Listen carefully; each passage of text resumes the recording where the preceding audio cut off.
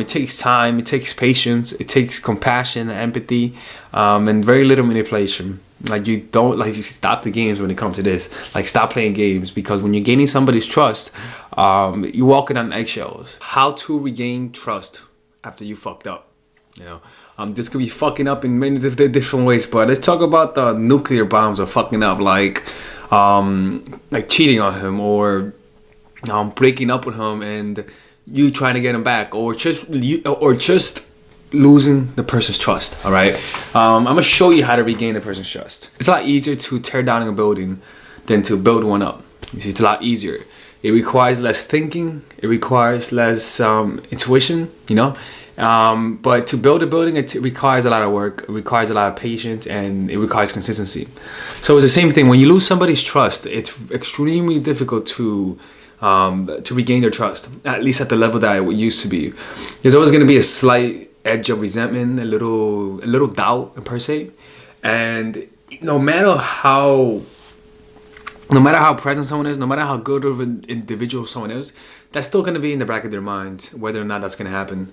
And it requires a lot of emotional maturity for someone to actually be able to let go of it. Like it really does, right? So this is how you're able to regain somebody's trust. Essentially, the first thing you have to do is trying to gain their trust again. You see, that's the issue, is that it's very transparent. So the most important thing is coming unassuming. Now, coming contrite in terms of being actually apologizing on that shit, right? But we're talking about your mentality, the approach you have to do. So we are going to talk about the elusive obvious, which is apologizing and telling them you're not going to do it again. But let's talk about with the mentality, right? Everyone wants the tactics. Nobody wants the strategies, because it requires patience. So essentially, you got to stop trying to, when you go back, you got to stop trying to get them to trust you. Because it's going to be tainted with ulterior motives, and people can feel that, and that puts a person's guard up. So the first thing is being on defensive, like literally being on defensive, not being defensive at all.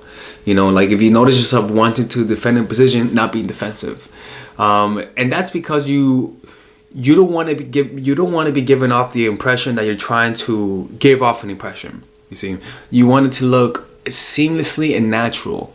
Because whenever somebody notices that you're not trying per se, like not manipulate, it shows that you're trying to gain their trust, but not from a quick, like saying, look, that looks like she's trying to gain my trust. If it's like that, that's too freaking obvious. You know what I'm saying? It's not going to have the same effect. So you got to look within yourself and learn to have compassion for yourself and forgive yourself. You see, that's the first thing. You got to forgive yourself, because the lack of forgiveness you have for yourself will cause you to judge yourself and antagonize yourself, and that antagonism and that judgment is going to make you overcompensate. You're going to perceive things as more, you're going to do things, but that extra effort as a result of your insecurity is going to fuck up anything you do. You see what I'm saying? Like the extra effort that comes from insecurity. And a lot of the times I don't try to change behavior. I try to change the source of the behavior, which always comes from the emotions, you see? So that's the first thing. You got to stop trying to gain their trust. Like do it proactively. Like do it with high intention but low attachment. All right.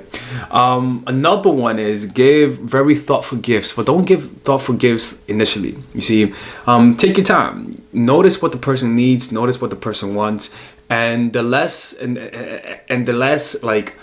gotta, the more creative it is, and then the less money you gotta spend, the better. You see, you don't want to point to that at the fact that you spent money, the easy route, to give him a gift. You want him to notice that you actually put thought into it. You see, but essentially, like it just comes down to yourself. You see, like you cannot force it.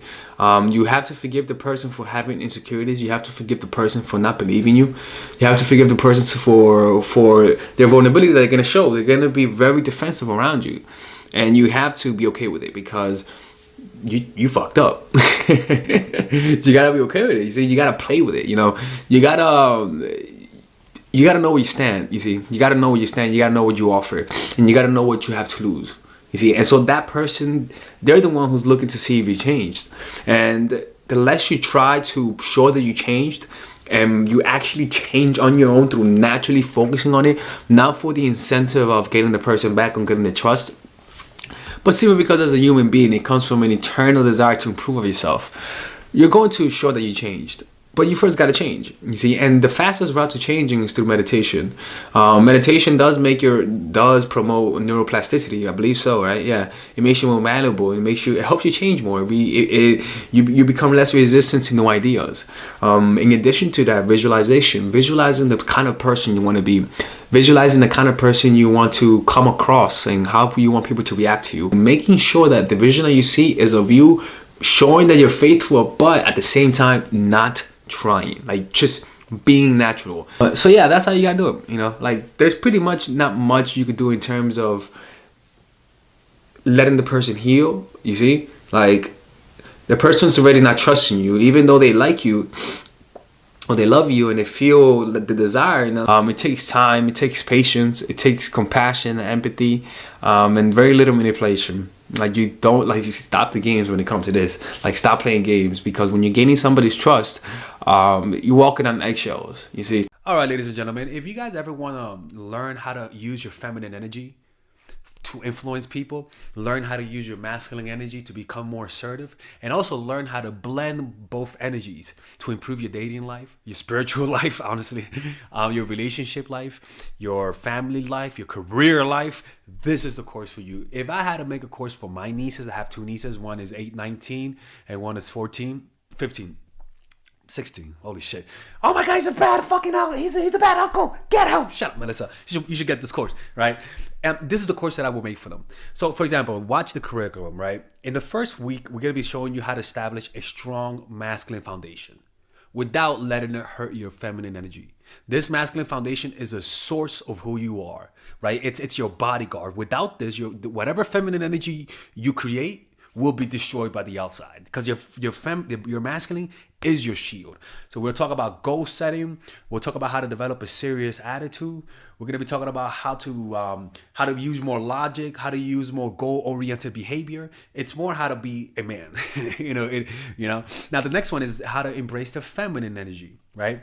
This one would teach you about how to minimize excessive masculine traits, developing self-awareness, healing abundant feminine energy, regulating your emotion, mastering voice qualities and facial expressions, surrendering control, and allowing pain to be felt.